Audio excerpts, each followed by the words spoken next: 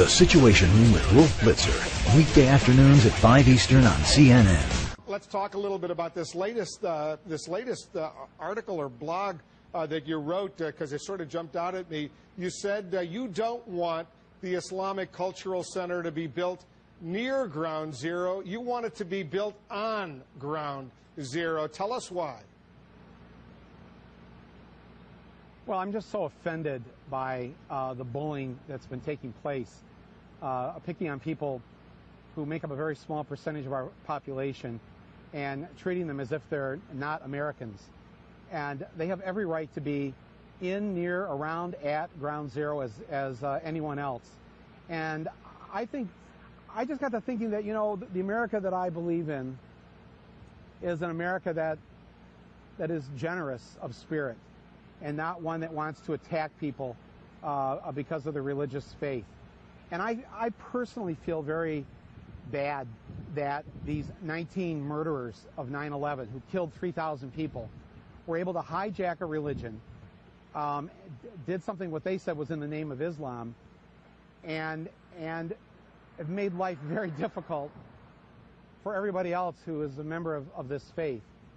And I thought, what better way could we, those of us who are not of the Islamic faith, do to show our fellow Muslim Americans that we so understand that these murderers hijack their religion from them, than to help restore the good name of their faith right there at Ground Zero. I mean, frankly, I never believed that there. Yeah, I was just going to say, let me interrupt for a moment, because as you know, a lot of Americans think that they have every right to build the cultural center and mosque near Ground Zero, but they don't think it's necessarily appropriate. A brand new Quinnipiac University poll, for example, asked, is it appropriate to build a mosque and Islamic center near Ground Zero? 28% said yes, 63% said no. Why do Americans, why are they so opposed to this idea of building this mosque and cultural center near, not on Ground Zero, but even near Ground Zero? Yeah, even near it.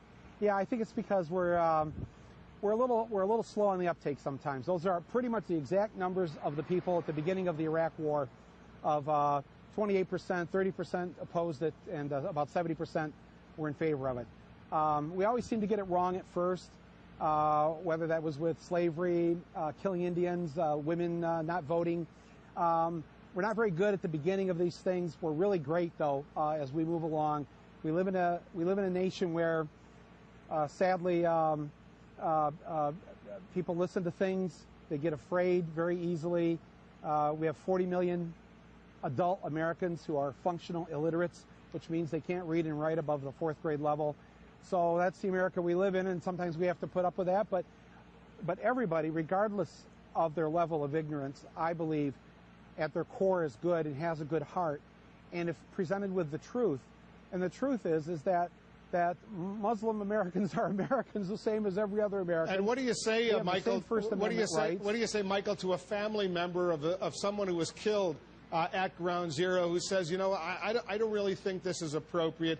Look in the camera and tell us what you would say to that family member. I would say that I completely understand how you feel. If a member of my family was murdered, I live in a nation where they would not allow me to sit on the jury. Yet common sense kind of says to me, well, who better to judge those who took my family member's life than the family itself to get retribution?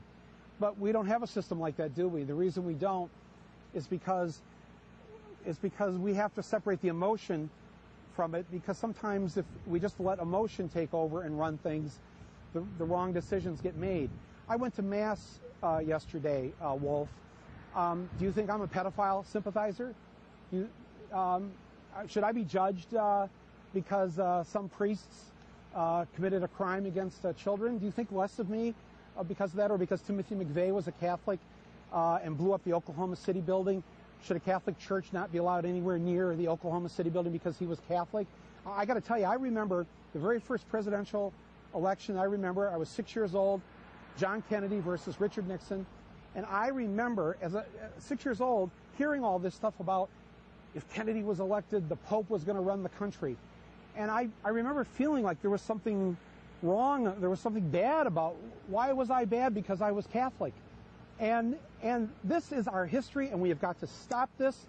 And those of us who are part of the majority have to always stand up for the minority when they're being bullied by people who are using this issue for their own political gain. What did you think of the way the president, the commanding general in Afghanistan, General Petraeus, the news media for that matter, handled the whole issue of that pastor in Florida who said he was going to burn a couple hundred copies of the Quran?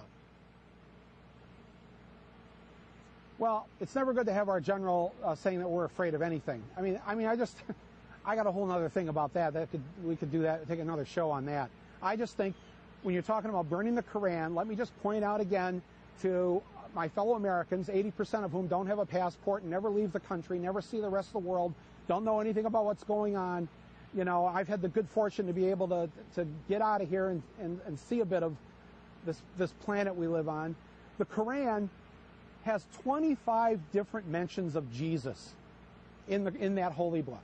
25. They consider Jesus a messenger of God.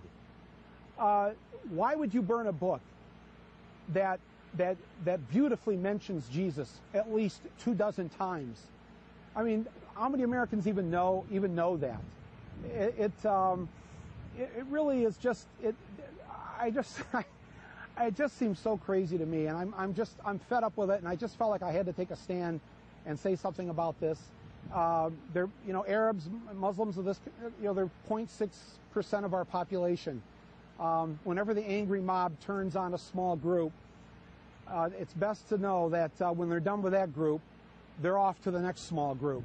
So everybody should think about that, because we all belong to our own ethnic groups that either came to this country by choice or whose ancestors were brought here by force as slaves, or who were here originally as Native Americans. But that's the melting pot of who we are, and we should always stand up against the angry mob when they're trying to take away a basic inherent right of anybody in this country.